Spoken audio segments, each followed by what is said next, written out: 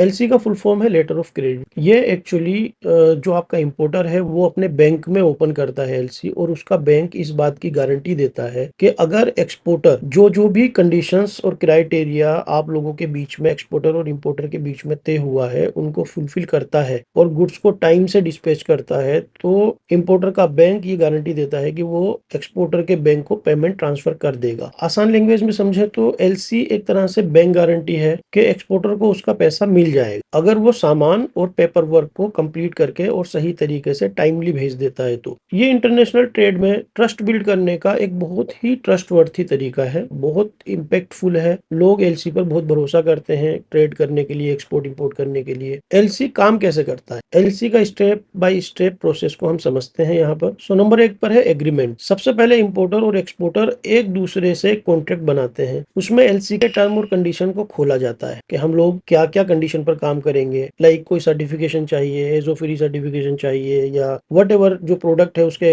According जो भी condition होती हैं वो सबको एक एग्रीमेंट में खोल लिया जाता है, लिख लिया जाता है, और एग्री करते हैं एक्सपोर्टर और इंपोर्टर दोनों। सेकंड नंबर पर आता है एलसी की एप्लीकेशन। एलसी एप्लीकेशन, जो इंपोर्टर है आपका, वो अपने बैंक को रिक्वेस्ट करता है एलसी ओपन करने के लिए, और उसमें वो सारी डिटेल देता है जो भी आप लोगों का एग्रीमेंट है, क्या गुड्स हैं, क्या क्या एग्रीमेंट हुआ है, क्या कंडीशंस हैं, कितना अमाउंट है, उसी अमाउंट के अकॉर्डिंग एलसी खोली जाती है, क्या क्या डॉक्यूमेंट रिक्वायर्ड है, क्या टाइम है, शिपमेंट वगैरह की सारी डिटेल उसके अंदर खोली जाती है जब इंपोर्टर अपने बैंक को रिक्वेस्ट करता है एलसी खोलने के लिए। थर्ड नंबर पर आता है एलसी इशुएंस। तो जब इंपोर्टर का बैंक एलसी को इशू करता है तो वो नोटिफिकेशन भेजता है, वो एलसी को स्विफ्ट भेजता है एक्सपोर्टर के बैंक को। फोर्थ नंबर पर आता है एलसी एडवाइस। एक्सपोर्टर का बैंक, एडवाइजिंग बैंक भी हम इसको बोलते हैं, एलसी को वेरीफाई करता है और उसकी जानकारी एक्सपोर्टर को देता है कि हाँ ये एलसी हमें रिसीव हुई है। फिफ्थ पॉइंट है गुड्स शिपमेंट। एलसी की कंडीशंस के हिसाब से उसके अकॉर्डिंग एक्सपोर्टर जो है गुड्स को शिपमेंट करता है। उसके बाद होता है डॉक्यूमेंट प्रेजेंटेशन। सामान शिप होने के बाद, गुड्स का शिप होने के बाद, शिपिंग डॉक्यूमेंट्स जैसे bill of lading, invoice, packing list, certificate of origin, ये सारे डॉक्यूमेंट्स को एक सेट बना करके, और जो भी